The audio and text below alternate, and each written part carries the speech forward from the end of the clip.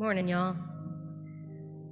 My name is Paula Nance, pronouns she and her, and it is good to be back with you. I have missed you. I think the last time I was on this particular area in the sanctuary, it was an Artivist event in November of 2019, so it is very good to be back here. Here are our readings for this morning.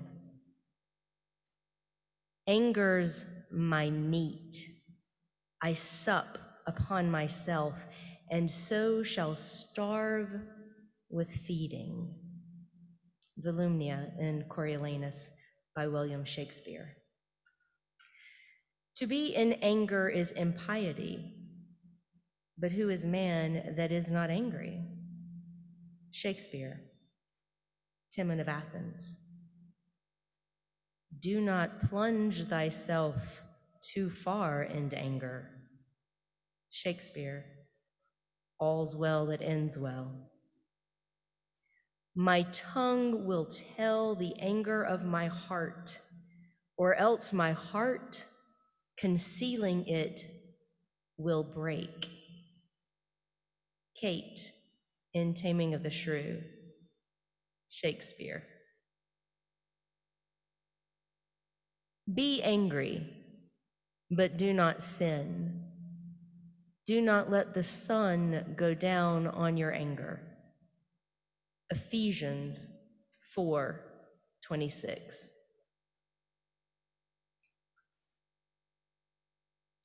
A few decades ago, I was going through a very difficult time. Due to situations in my life over which I had no control, I found myself extremely sad every day. I was doing the appropriate things to take care of myself. I had support in place from friends and family and a pastoral counselor, all of whom patiently listened to me explain how sad I was. After months of this, I was sitting in my counselor's office connecting dots between the things that were making me so sad, including an extremely unhealthy work environment, and I ended with, I am just so angry. To which this wise and gentle pastoral counselor responded, well, thank goodness for that. I thought perhaps I had misheard him, so I asked him to repeat himself, and he gently explained that at that particular point in my life, it was much more helpful and healthy for me to be angry than sad. I had to process that for a while. I wasn't just being given permission to be angry. I was being encouraged to be angry by a mental health and theological professional. Shortly thereafter, I attended a spiritual retreat in the mountains of North Carolina. On the first night, we opened an envelope with a quote revealing the theme for the retreat. Imagine my surprise when I read the words, "Be angry, but do not sin." Ephesians 4:26. I am Baptist from the South. I went to Sunday school and Vacation Bible School and youth group. I have a BA in religion from Wake Forest University, and at the time of that retreat, I was a divinity school student at Duke Divinity School. I had never heard of this Bible verse. I certainly had never heard it preached on. What a revelation. But wait, you might say, along with my friend Connor, anger is a sin, isn't it? It's one of the 7 deadly, wrath. We're not supposed to express our anger, much less be angry, right? We've been taught that since childhood. Anger gets us into trouble. I found a couple of childhood poems while I was preparing the sermon, one of which, written by American poet H.P. Nichols in 1850, was targeted specifically towards little girls. Anger. When a child is cross and angry, never must her voice be heard. Only to herself most softly may she say this simple word, lead us not into temptation. That will angry thoughts remove, make her calm and still and gentle with a spirit full of love. Evidently, women are not supposed to be angry. We're supposed to be gentle and agreeable and calm and silent.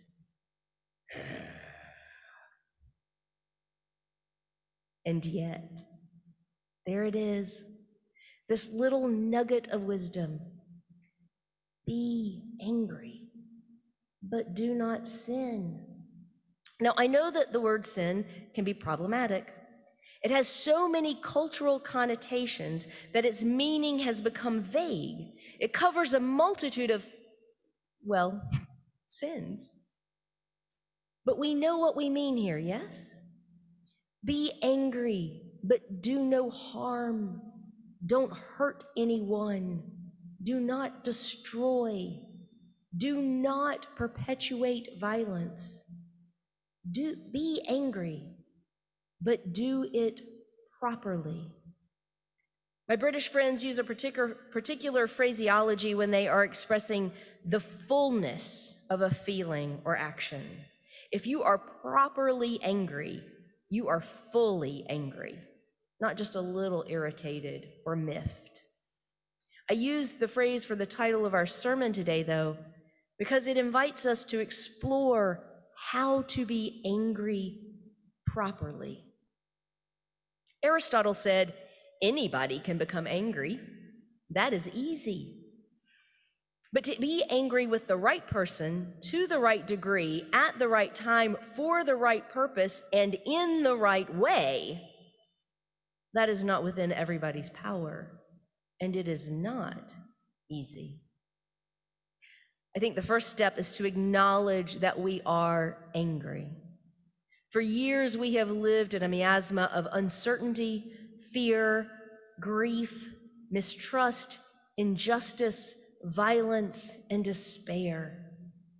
For the past 2 years in particular, we have been treading water in an ocean of illness and death and uncertainty and grief and fear and despair. Anger is everywhere. You cannot poke out your little finger without bumping into somebody else's anger. If we spend a lot of time denying or feeling guilty about our anger, then we waste time we could be doing something about what is making us angry. And there is a lot going on in the universe about which to be angry.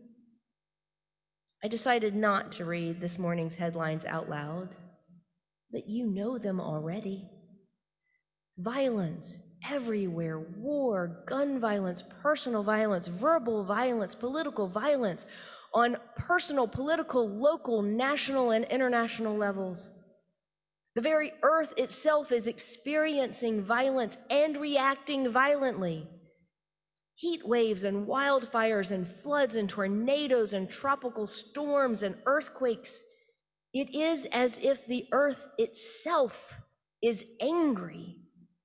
You hear people say it all the time, the world's gone mad. And I think, yeah, in more ways than one. There is so much about which to be angry, and the big angers are so prevalent that the little angers, the irritations, the small frustrations, the gnat-like annoyances trigger responses in us that feel like overreactions. Delivery people riding their motorized bikes up and down the sidewalk, dog owners not cleaning up after their pets, our bodies becoming undependable, the toilet seat being left up or down. All these can cause moments of intense anger and leave us wondering, what is wrong with us? So it's helpful to acknowledge our anger and to realize its context within the corporate anger of the world around us. It's helpful to understand that anger is a reasonable reaction to the greater fear and uncertainty in which we find ourselves.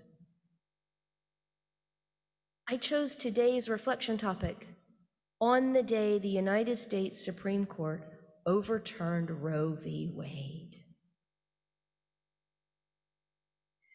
That court decision makes me so incredibly sad and so incredibly angry. Malcolm X once said, usually when people are sad, they don't do anything. They just cry over their condition. But when they get angry, they bring about a change. Y'all, we need to bring about a change. A few of the verses from Sean Colvin's song Diamond in the Rough that was pre-program music this morning keep running through my mind, especially in relation to this current backstep to women's rights. Every now and then I can see that I am getting somewhere. Where I have to go is so deep. And then here it is, ready? I was angry back then, and you know I still am. I have lost too much sleep. I'm gonna find it. I was angry back then, and you know, I still am. It can be scary to interact with our anger. I dare say that few of us have had positive role models for constructive handling of anger.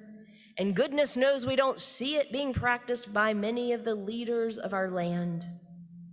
Some of the thoughts that go through my head are not as peace-loving as I might hope, but I honor those thoughts, bring them to my community, perhaps not on social media, and search for a constructive way to process them. We struggle to find a context to acknowledge our anger, to explore our anger and express our anger without becoming controlled or held hostage by our anger. The good news of our readings today is that anger doesn't have to lead to violence. We can create context in which we can be angry without causing harm. Anger can lead to constructive, creative expressions and actions that make the world a better place, that solve problems, that create justice. We need one another, though, to explore how to creatively and constructively express our anger. We need to hold each other accountable, to provide positive outlets for our anger, to brainstorm ways to funnel our anger into change, to comfort one another when it all just becomes too much. We need one another. Anger in isolation can become an obsession, a self-righteousness that feeds on itself. Anger in isolation destructively agrees with itself until it has canonized itself into an immutable right. It becomes codified into an inviolable certainty which justifies any action, acting on the presumption that it deserves to be defended by any means necessary. We continue to witness this violent, destructive, soul-withering anger infect our society on a daily basis. We need each other to process and explore our anger. Be angry, but do not sin. Do no harm. Do not hurt yourself or others. Do not destroy or humiliate or annihilate. We don't have to approach this concept only in what we shouldn't do. I have a friend who teaches folks to think in and clauses instead of but clauses. Be angry and creatively work to change the situation that is making you angry. Be angry and make the world a better place. Be angry and start a group, write a play, begin a blog, organize a protest. Native American poet and novelist Sherman Alexie proclaims, poetry equals anger times imagination. God, I love that. Amen to that. Poetry equals anger times imagination. Dance equals anger times imagination. Music equals anger times imagination. Art equals anger times imagination. Activism equals anger times imagination.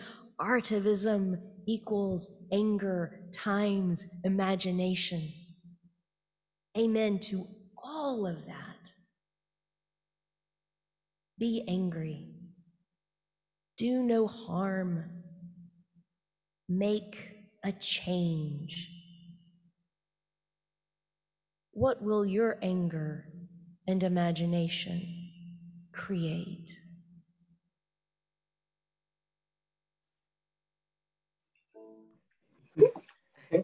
Hi, Reverend Paula. Thank you so much for joining me to talk after the service and your sermon today. Thank you for being here. Well, thank you. Thank you for inviting me. Of course. For those of us who are watching, I am Deb Walker, the Religious Education Assistant, and I have with me Reverend Paula Nance.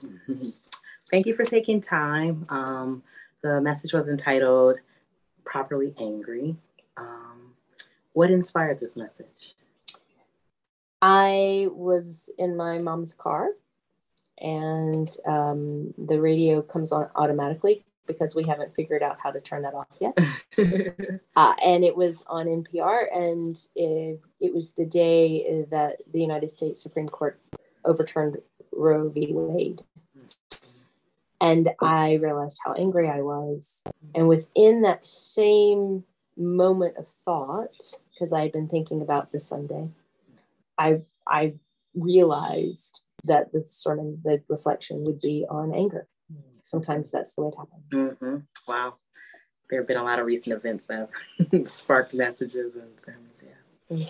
Well, it sometimes happens that I will be thinking about one thing or another, and actually had been thinking about a different direction, and realized that this community is an incredible community to explore anger. I also knew from later on from the emails that were coming from the church about finding ways to respond to this particular situation, anger-inducing situation, that the community here would understand how I was inspired, how I got to this topic.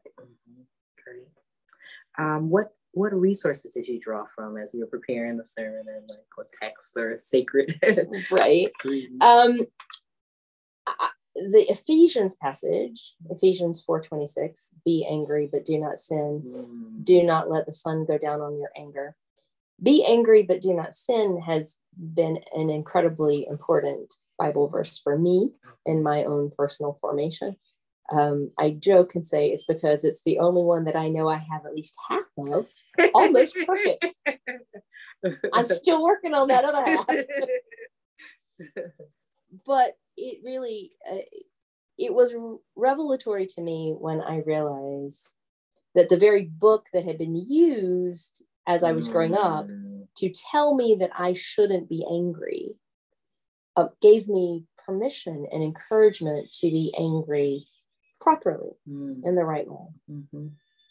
And then the rest of the quotes are from Shakespeare. I also am a part-time high school English teacher, so nice. I spend quite a bit of time playing around with Shakespeare, and I loved those quotes. Mm-hmm.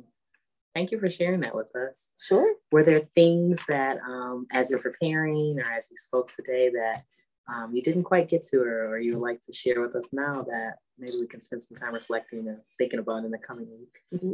There are.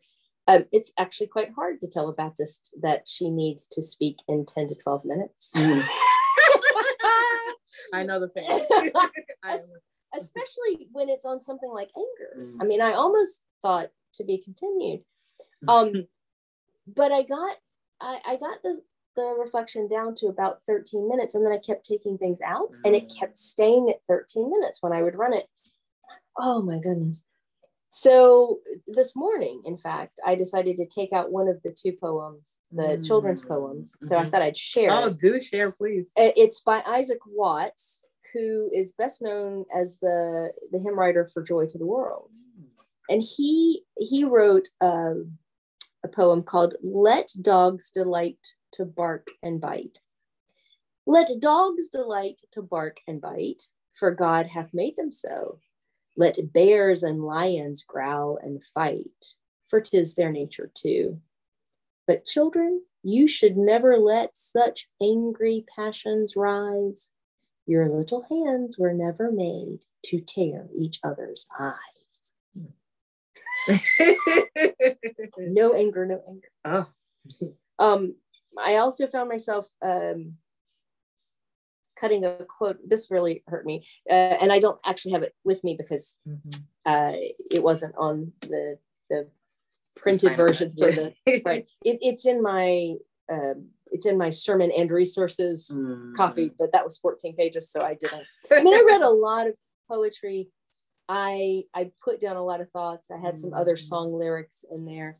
I decided to cut some of the Sean Colvin lyrics that talk about when I was a little girl, I'd go down to the water with a little stone in my hand. It would shimmer and sing, and we knew everything. But when I was a little girl, I'd go down, and they'd go, but in a little while, I became steeped in authority. Heaven only knows what went wrong. There is nothing so cruel as to bury that jewel when it was mine all along. I'm going to find it.